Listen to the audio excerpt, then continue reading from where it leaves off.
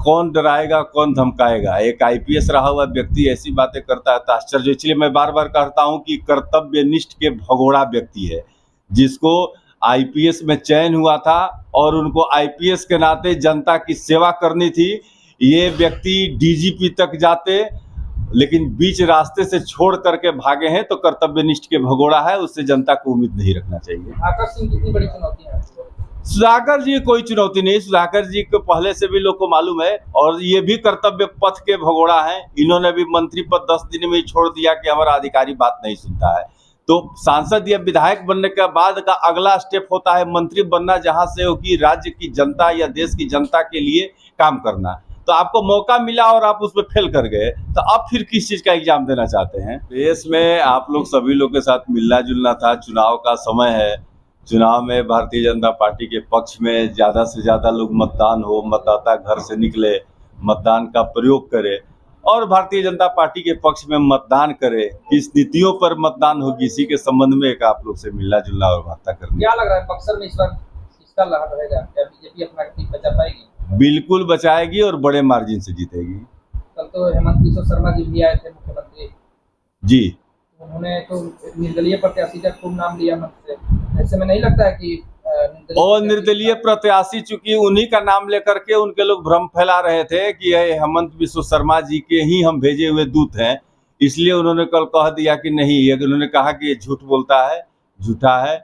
हमसे वीआरएस मांगा था कि हम जाकर के भारतीय जनता पार्टी की सेवा करेंगे। उन्होंने सारी बातें कह दी है जो कि ऑन द रिकॉर्ड आप लोग के पास मौजूद है, इसलिए अब उस चीज को दोहराने की आवश्यकता नहीं है, जब माननीय मुख्यमंत्री ने सारी विषय को स्पष्ट कर दिया। निर्दलीय प्रत्याशी आईपीएस आनंद मिश्रा का आरोप है कि उनको दबाया जा रहा है, धमकाया जा रहा है। कौन डराएगा कौन धमकाएगा। एक आईपीएस रहा हुआ व्यक्ति ऐसी बातें करता है तो आश्चर्य। इसलिए मैं बार बार कहता हूं कि कर्तव्यनिष्ठ के भगोड़ा व्यक्ति है, जिसको आईपीएस में चयन हुआ था और उनको आईपीएस के नाते जनता की सेवा करनी थी। ये व्यक्ति डीजीपी तक जाते, लेकिन बीच रास्ते से छोड़ करके भागे हैं, तो कर्तव्यनिष्ठ के भगोड़ा है, उससे जनता को उम्मीद नहीं रखना चाहिए। आकर सिंह कितनी बड़ी चुनौती है? सुधाकर जी कोई चुनौती नहीं। सुधाकर जी को पहले से भी लोग को मालूम है, और ये भी कर्तव्य पथ के भगोड़ा हैं। इन्होंने भी मंत्री पद 10 दिन में ही छोड़ दिया कि हमारा अधिकारी बात नहीं सुनता है। तो सांसद या विधायक बनने के बाद का अगला स्टेप होता है मंत्री बनना, जहां से हो कि राज्य की जनता या देश की जनता के लिए काम करना। तो आपको मौका मिला और आप उसमें फेल कर गए, तो अब फिर किस चीज का एग्जाम देना चाहते हैं? बक्सर में भाजपा इस बार किस मुद्दे पर चुनाव लड़ रही है? बक्सर भारत, विकसित भारत को बनाने के लिए जो माननीय प्रधानमंत्री नरेंद्र मोदी जी का सपना है, उसको साकार करने के लिए और एक मजबूत राष्ट्र बनाने के लिए, उसके दिशा पे हम लोग काम कर रहे हैं। लोगों के बीच में तो ये चर्चा है कि 10 सालों में बक्सर का विकास नहीं हो पाया है। 10 साल में बक्सर का आप अभी बताइए, जो आप एनएच पर चढ़े हैं कि नहीं? अभी जो बक्सर से लेके आप पटना के बीच का रास्ता है, एक छोटा सा उदाहरण देख लीजिए जो यहाँ से सटा हुआ है। आज से पहले क्या स्थिति थी, 10 साल पहले क्या स्थिति थी? आप लोग को भी ध्यान में होगा कि मोटरसाइकिल भी चलना मुश्किल था। अगर फंस गया गाड़ी कीचड़ में तो डगराते डगराते 2 किलोमीटर चलना पड़ता है। देखिए 1.5 घंटा में यहाँ से पटना पहुँच रहे हैं कि नहीं पहुँच रहे हैं? ऐसे बड़ा उदाहरण क्या होगा? आपका यहाँ पे हॉस्पिटल, एक बड़ा हॉस्पिटल इस डुबराव में बन रहा है, लेकिन विपक्ष का कहना है, विपक्ष का तो काम ही कहना है। विपक्ष से पूछिए ना कि उनके सरकार में यहाँ के लिए क्या किया गया था। हम लोग तो बता रहे हैं कि हम लोग क्या किए हैं। यहाँ तो यूनिवर्सिटी तक आ गया, कृषि विश्वविद्यालय का ब्रांच आ गया। कह रहा है विपक्ष के लोग कि महर्षि विश्वामित्र के नाम पर, भगवान श्री राम के नाम पर ये लोग वोट मांगते हैं बक्सर में, लेकिन उनके नाम पर आज तक एक यूनिवर्सिटी नहीं खोल पाए, ना तो प्रतिमा बना पाए।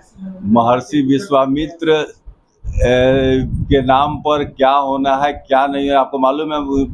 उनके नाम पर जो रिसर्च सेंटर अभी बनने जा रहा है या बना है, उस पर काम चल रही है। ये सिर्फ उनके नाम बेचने वाले लोग हैं, हम लोग उस पर काम करते हैं। और महर्षि विश्वामित्र तप की तपोभूमि है और राम की शिक्षा भूमि है। तो वैसी स्थिति में यहाँ के लोग खुद उतने ज्ञानी और विद्वान है कि विपक्ष के बहकावे में नहीं आने वाले हैं। मोदी जी का जादू फिर चलेगा?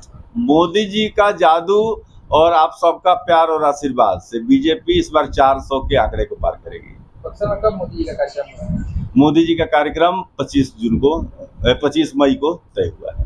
योगी का भी चर्चा है कि योगी जी भी आने वाले हैं। ये प्रदेश नेतृत्व तय करता है, जैसा राष्ट्रीय नेताओं का रहता है उसके हिसाब से बनता है। अच्छा, अपने पार्टी का 10 सालों का उपलब्धि आप बता रहे थे, जी, तो मुख्य मुख्य उपलब्धियां क्या हैं जिसके आधार पर जनता आप लोगों को चयन करेगी? एक मजबूत राष्ट्र, मजबूत इच्छा शक्ति का प्रधानमंत्री और धारा 370 की समाप्ति, 3 तलाक की समाप्ति, आपको अयोध्या में श्री राम मंदिर का निर्माण, देश में दंड संहिता के स्थान पर न्याय संहिता को लागू करना, ऐसे बहुत सारे कार्य हैं। आयुष्मान योजना के अंतर्गत करोड़ों भारतीयों को लाभान्वित होना, राशन गरीबों को निःशुल्क उपलब्ध कराना, ऐसे बहुत सारे कार्य हुए हैं जिसके आधार पर जनता स्वतः मोदी जी को लाना चाहती है।